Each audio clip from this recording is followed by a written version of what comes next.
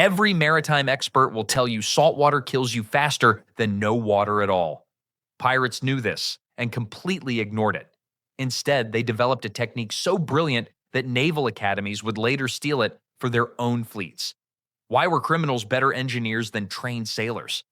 Life aboard a pirate ship wasn't just about buried treasure and sword fights. The biggest killer lurking in the shadows? Thirst. Pure, desperate, life-draining thirst that could turn the toughest buccaneer into a withered shell in just days. Pirates spent weeks at sea without spotting a single island with fresh water. Ships carried what they could, but those supplies ran out fast when you've got 30 hungry, thirsty men aboard. Finding water meant taking massive risks that most crews couldn't afford. Stopping at ports seemed like the obvious solution, right? Wrong. Harbors were death traps crawling with naval forces just waiting to string up pirates from the nearest mast. Enemy crews also lurked around popular watering holes, ready to ambush rival ships when they were most vulnerable. Every port visit was basically a coin flip between survival and capture. Then there's the weather. Pirates learned to spread every piece of canvas they owned when storm clouds gathered, desperately trying to catch rainwater in barrels, buckets, even their own hats. But storms are fickle beasts. They'd tease crews with dark clouds for days, then drift away without dropping a single precious drop. Meanwhile, the sun kept beating down, making everyone even thirstier. The water they did manage to store turned nasty within days. Wooden barrels weren't exactly sterile containers. Green slime coated the sides. Strange floating chunks appeared overnight. Worms wiggled around like tiny sea serpents. The smell alone could make a grown pirate gag. But when you're dying of thirst, you drink it anyway. What's really twisted is how quickly dehydration could destroy an entire crew. 3 days without water and even the strongest men started hallucinating. 5 days and they were too weak to work the sails. A week meant certain death for most. Pirates who survived multiple naval battles would quietly die in their hammocks, defeated by something as basic as clean drinking water. More pirates died from thirst-related illnesses than from all the dramatic sword fights and cannon battles combined. Scurvy, dysentery, and plain old dehydration claimed entire crews. Ships were found drifting empty, their holds still full of gold and silver, but every soul aboard died from lack of fresh water. The smart pirate captains knew this brutal math. Water wasn't just another supply item. It was the difference between life and death, between a successful voyage and becoming another ghost ship. They had to get creative and fast. But here's where things get interesting. Some crews figured out clever tricks to keep their water supplies fresh longer than anyone thought possible. These weren't just desperate measures. They were genuine innovations that would make even modern sailors impressed. The first and most important defense against deadly, contaminated water started with something every pirate ship carried plenty of: wooden barrels. Oak barrels weren't just containers for pirates, they were lifelines floating on death's doorstep. Every pirate ship carried dozens of these wooden water holders, and honestly, they needed every single one. Fresh water lasted about as long as a pirate's promise, which is to say, not very long at all. The moment seawater got sealed inside those barrels, nature started throwing a disgusting party. Slime formed on the wooden walls within days. Green mold sprouted like tiny underwater forests. Worms somehow found their way inside, wiggling around like they owned the place. The water turned murky, smelled like a swamp, and tasted even worse. But here's where pirates got clever, and desperate times called for desperate measures, right? They discovered that burning the inside of their barrels created something magical. Well, not actually magical, but pretty close. When they charred the interior wood with flames, it formed a natural filter system that worked better than anything they could buy on land. This charcoal-like coating trapped the nasty stuff that made water go bad. Instead of lasting just 3 or 4 days, properly burned barrels kept water drinkable for weeks. That's the difference between life and death when you're floating in the middle of nowhere with nothing but salt water stretching to every horizon. The burning process wasn't easy either. Pirates had to control the flames carefully. Too little fire meant useless barrels. Too much fire meant no barrels at all. They'd roll burning cloth or wood shavings inside, letting the flames lick every surface until the wood turned black and crusty. The smell was awful, but survival rarely smells like roses. Then there's the sealing problem. Ocean air, salt spray, and curious crew members all threatened their precious water supply. Pirates became masters of barrel sealing, using whatever they could find. Tar worked great when they had it.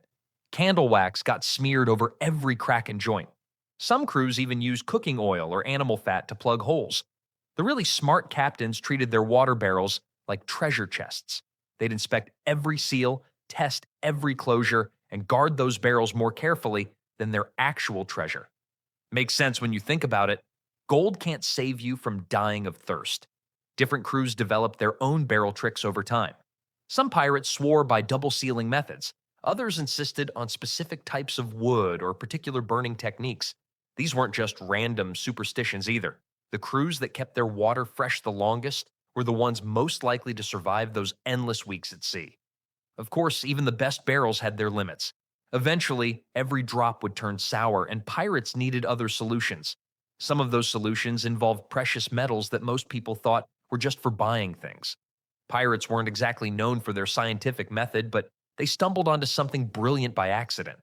Dropping silver coins into water barrels wasn't about showing off wealth, it was pure survival instinct that happened to work like magic. Here's the weird part. Nobody back then understood why silver made water last longer. They just knew it did. Crews would watch their silver-treated barrels stay fresh for weeks while regular water turned into a slimy, stinking mess within days. The difference was night and day, literally keeping pirates alive when other ships were dying of thirst. Modern science finally caught up and proved what pirates knew all along. Silver kills bacteria dead. The metal releases tiny particles called silver ions that attack harmful microorganisms like microscopic assassins. Those germs that turned water into poison, silver wiped them out before they could multiply and ruin everything. But let's be honest, most pirates weren't swimming in silver coins. A handful of Spanish pieces of 8 or English shillings was often all they had to work with. Smart captains would rotate their precious coins between barrels, moving the silver around to treat as much water as possible. Every coin became a weapon against disease, and crews guarded them more carefully than their cutlasses. Then, there were the really clever pirates who figured out barrel construction tricks. Some crews managed to get their hands on actual silver-lined containers or barrels with silver bands around the hoops. These became the crown jewels of any pirate ship, worth more than gold because they meant the difference between living and dying on long voyages. The most successful pirate crews kept these metal tricks as closely guarded secrets. Why would you tell your enemies how to survive longer at sea? Information like this could determine who lived through a 3-month journey and who ended up drinking their own urine before dying of dehydration. Knowledge was power, and survival knowledge was everything. What's fascinating is how word spread despite the secrecy. Pirates talked in taverns when they thought nobody was listening. Former crew members joined new ships and brought their water wisdom with them. Slowly but surely, the silver trick moved from ship to ship, captain to captain, becoming part of pirate folklore without anyone understanding the real science behind it. Wealthy pirates had another advantage nobody talks about. They could afford to experiment. While poor crews stuck to basic wooden barrels and hoped for the best, rich captains tried different metals, combinations, and techniques. Some discovered that copper worked almost as well as silver. Others found that mixing metals created even better results. These metal innovations saved countless pirate lives, but they were just the beginning of their water survival tricks. The really desperate situations called for much more dramatic solutions, like turning the ocean itself into drinking water through methods that would make modern engineers proud. When your water barrels are empty and the nearest port is crawling with naval ships, what do? Well, some clever pirates figured out nature's oldest trick, turning salt water into something you can actually drink without dying. The basic idea sounds simple enough. Boil seawater, catch the steam, and let it turn back into water. The salt stays behind in the pot, and you get clean drinking water. But here's the thing. Doing this on a rocking ship with limited fuel and makeshift equipment, that's where things got interesting. Pirates used whatever they could find to build these crude distillation setups. A large cooking pot became the boiling chamber. They'd stretch a piece of sailcloth or canvas over the top, creating a makeshift lid that sagged in the middle. As steam rose from the boiling seawater below, it would hit that cloth and turn back into water droplets. Those droplets rolled down to the lowest point and dripped into a smaller container placed underneath. The whole process was painfully slow. After hours of boiling and burning precious wood or charcoal, they might end up with just a few cups of fresh water. But when you're dying of thirst, those few cups meant everything. Some crews got creative with their equipment. Broken bottles or pieces of ship glass worked as crude condensers. The curved hull of an overturned pot could direct steam better than flat cloth. Pirates even discovered that metal surfaces worked better than fabric for catching steam, though most ships didn't have metal to spare. Then there's the fuel problem. Keeping a fire hot enough to boil water for hours ate through their limited wood supplies fast. Smart captains saved distillation for absolute emergencies, when the choice was between burning their last planks or watching their crew die of dehydration. But the weird part is how effective these jury-rigged systems actually were. A decent setup could turn 10 gallons of seawater into 7 or 8 gallons of drinkable fresh water. The remaining salt-heavy slush got tossed overboard, along with any other nasties that didn't evaporate. Not every pirate ship had the tools or knowledge to pull this off. You needed someone who understood the process, plus enough spare equipment to build a working still. Many crews went their entire careers without ever attempting distillation, relying instead on raiding coastal settlements or praying for rain. The pirates who mastered this technique gained a huge advantage. They could stay at sea longer, avoid dangerous ports, and keep their crew healthy when other ships were forced into risky harbor stops. Water independence meant true freedom on the open ocean. Of course, even the best makeshift distillation setup had its limits.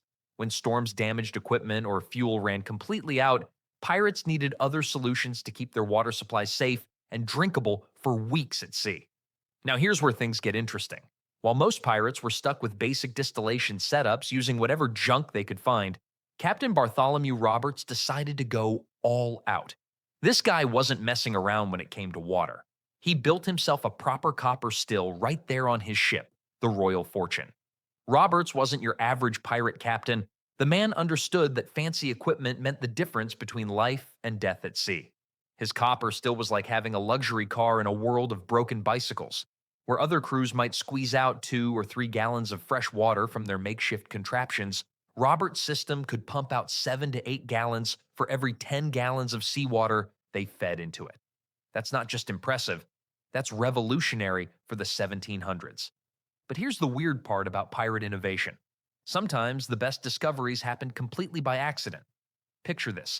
A crew member drops a piece of broken glass over their steaming pot, probably cursing his clumsiness. Then he notices something incredible. The glass acts like a primitive condenser, catching way more steam than their usual setup. Suddenly, accidental clumsiness becomes a life-saving genius. These weren't trained engineers we're talking about. These were rough sailors who learned through trial and error, desperation, and sheer luck. Yet somehow they stumbled onto principles that would later become standard practice in navies around the world. Makes you wonder what other innovations came from pirates just trying to survive another day. The thing is, not every crew could afford Roberts's level of sophistication. Copper wasn't cheap, and building a proper still required skills most pirates simply didn't have. Only the wealthiest crews, those who'd scored big treasure hauls, or the most desperate ones facing certain death from thirst, would invest in advanced distilling equipment. Most pirates were still stuck with their pots, pans, and whatever broken materials they could scavenge. But those lucky enough to sail with forward-thinking captains like Roberts, they had a massive advantage. While rival ships were rationing their last drops of foul barrel water, Roberts' crew was manufacturing fresh drinking water from the endless ocean around them. The irony wasn't lost on anyone. Here were outlaws and criminals, supposedly the dregs of society, developing technology that would eventually save countless naval lives. Royal navies, with all their resources and official backing, ended up copying techniques perfected by the very pirates they were hunting. Then, there's the question of maintenance and operation. Running these copper stills required constant attention, fuel, and know-how. But smart pirates realized that having reliable water production meant they could stay at sea longer, avoid dangerous ports, and outlast their enemies. The investment in distillation technology wasn't just about survival. It was about maintaining their freedom and continuing their profitable but dangerous careers. Of course, having the best water purification system in the world meant nothing if you couldn't protect your precious supply from contamination and theft. Getting fresh water was only half the battle. Once pirates had their precious supply, they faced an entirely different challenge, keeping it clean and safe from contamination. One careless mistake could turn weeks of careful preparation into a barrel full of poison. Pirates treated their water storage like gold in a vault. Every drop had to be protected from dirt, insects, and the countless contaminants that could sneak aboard a crowded ship. The moment water touched a dirty surface or got exposed to the wrong conditions, it could turn deadly faster than you could say mutiny. Smart crews developed elaborate protection rituals. They'd pour freshly distilled water through clean cloth filters before it ever reached storage barrels. Then came the sealing process, layers of melted wax, tight-fitting wooden lids, and sometimes even oiled leather covers stretched over the top. Pirates weren't taking any chances with their liquid lifeline. But here's where things get interesting. Captains guarded their barrel sealing recipes like state secrets. Some mixed pine tar with whale oil and charcoal dust. Others swore by combinations of beeswax, tree sap, and crushed shells. These formulas were passed down through trusted crew members only. Rivals would kill for the right sealing technique. Water rationing became an art form of survival and psychology. Captains had to balance keeping everyone alive with maintaining crew morale.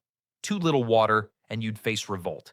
Too much generosity early on, and everyone dies of thirst later. Most successful pirates reserved extra rations for the sick and wounded first. A dying crew member was useless, but a recovered one could fight again. The punishment for water theft was brutal, even by pirate standards.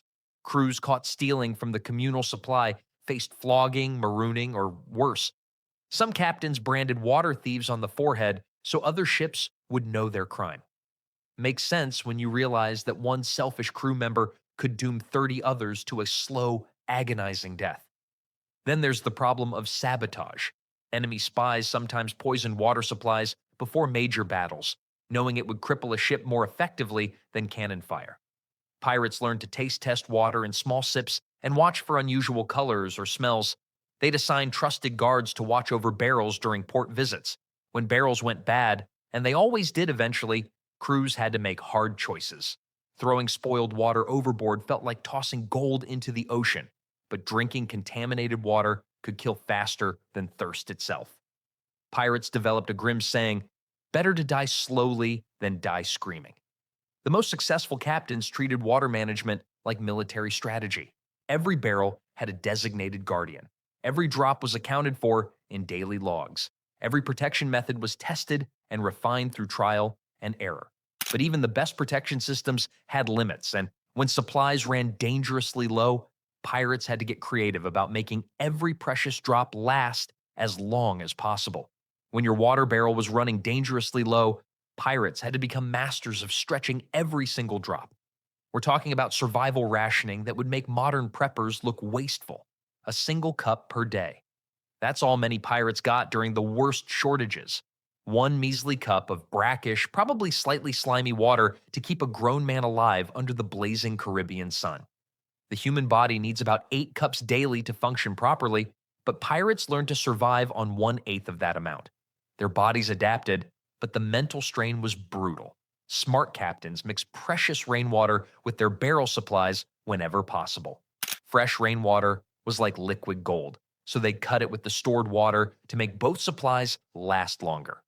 Think watered down whiskey, but for survival instead of profit. This dilution trick could stretch a 3-day water supply into a full week. Then there were the pirate codes that saved lives through forced fairness. Most people think pirate codes were just about treasure splits and punishment, but water rationing was dead serious business. Every crew member got the same measly portion, from the lowest deckhand to the quartermaster. No exceptions. The captain might get slightly more, but even that was written into the ship's articles beforehand. Breaking water rationing rules meant harsh punishment or death. Pirates caught stealing water faced keel hauling, marooning, or a quick trip overboard. Why so extreme? Because one selfish crew member could doom the entire ship. Water theft wasn't just stealing, it was attempted murder of your shipmates. Extreme thirst drove pirates to desperate measures that changed maritime history. When crews reached their breaking point, they'd launch incredibly risky raids on coastal settlements just for fresh water. Forget the gold and silver, they needed liquid survival. Some of the most violent pirate attacks happened because crews were literally dying of thirst. Well, here's where desperation bred innovation. Pirates started rationing by mixing seawater with fresh water in tiny amounts. The human kidney can process small amounts of salt water when mixed with fresh water, though too much will kill you faster than no water at all. They discovered this balance through trial and error, often deadly error. Mutinies over water happened more often than mutinies over treasure. Crews would overthrow captains who couldn't find water sources or who hoarded supplies unfairly. The promise of finding fresh water could convince entire crews to join rebellions against their own officers. Despite their crude methods, pirate water conservation techniques worked about 70 to 80% of the time. Not bad odds for desperate men using medieval technology on the open ocean. Their survival depended on every trick they could learn, steal, or invent. These water survival methods kept the golden age of piracy alive far longer than it should have lasted, turning desperate thieves into surprisingly resourceful survivors.